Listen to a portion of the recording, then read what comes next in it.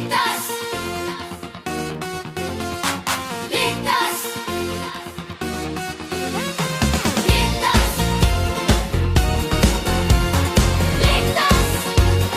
Tigdas! Ang tigdas ay nakakahawang sakit. Madaling kumalat sa ubo at bahing. Delikado lalo na sa mga bata kapag hindi agad na protektahan.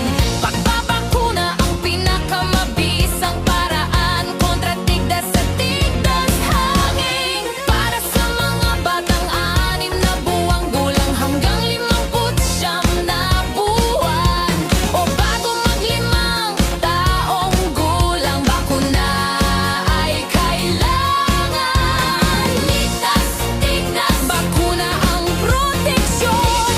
Ligtas, iwas sa komplikasyon. Iwas sa pagka-ospital.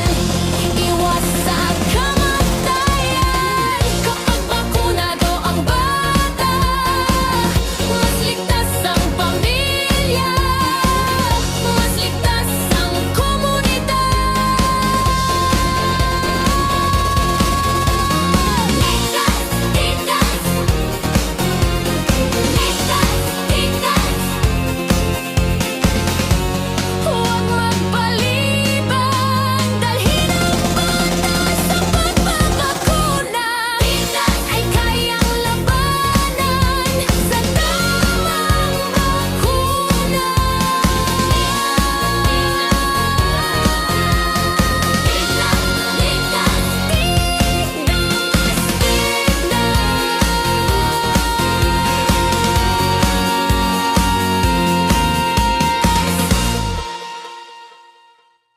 Imusenyo, alam mo bang ang tigdas at tigdas hangin ay walang lunas? At maaaring malagay sa panganib ang buhay ng inyong mga anak kung hindi sila mababakunahan laban dito? Kaya naman, pabakunahan na ang inyong anak na 6 na buwan hanggang bago mag-5 taong gulang sa isasagawang pagbabakuna sa August 10 to 28, 2026 dito sa lungsod ng Imus. Huwag maniwala sa fake news. Ang bakuna kontra tigdas at tigdas hangin ay 50 years nang ginagamit. Protektahan ang inyong mga anak at pabakunahan na sila.